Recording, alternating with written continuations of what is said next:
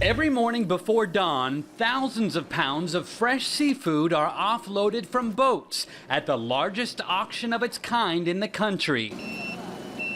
At the Honolulu fish auction, the higher the quality of the catch, the better the price.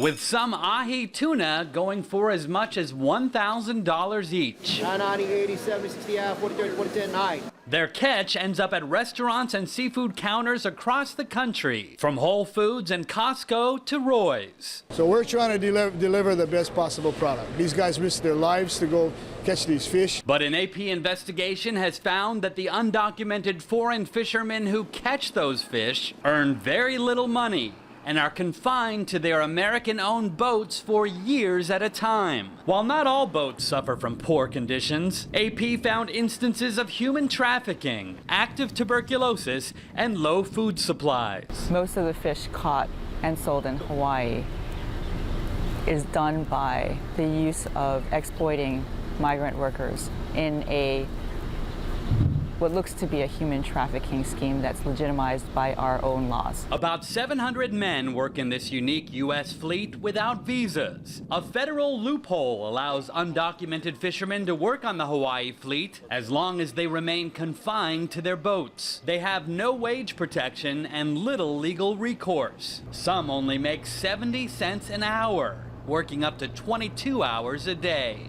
Most come from impoverished Southeast Asian and Pacific nations like these fishermen from Indonesia. The worst one was the last boat I was in because we didn't take a bath for 1 week, and it was really difficult to get time to go to the toilet. Even when the boats are in port in Hawaii, the men are not permitted to go ashore. Instead, captains are required to keep their passports with approval from federal agents. These Indonesian men escaped when their boat docked in San Francisco and were granted visas designated specifically for victims of human trafficking. Merasa kurang dimanusiakan. So I felt that I was not human. They chose not to show their faces, but through an interpreter, claimed their wages were not only unfair, but that the work was unsafe. I have seen a lot of accidents amongst friends. Yang nggak ada satupun dibawa ke rumah sakit atau ke dokter.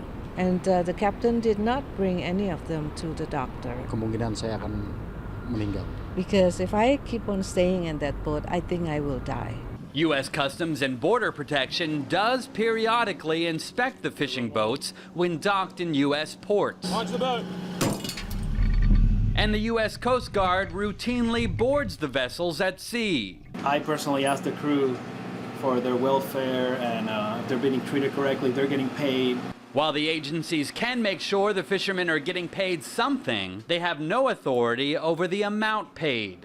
This fisherman says he nearly died earlier this year when his boat sank off the coast of Hawaii. Others have been killed, falling overboard, or in knife fights. Because we want to make a living for our family, children, and our future. So we have to face it. A spokesperson for the National Fisheries Institute, which represents about 75% of the U.S. seafood industry, told the AP mistreatment of workers and failure to provide for basic safety and hygiene is unacceptable. And, regardless of workplace exemptions, is illegal. Costco said it was investigating the issue. Whole Foods said only 1% of their seafood comes from Hawaii, and that they've been assured boat crews are well paid with bonuses and health insurance. Roy's didn't respond to a request for comment. Hawaii lawmakers have attempted to pass federal legislation to allow foreign fishing crews to enter the country on temporary visas. But so far, those efforts have been unsuccessful. Haven Daily, Associated Press, Honolulu.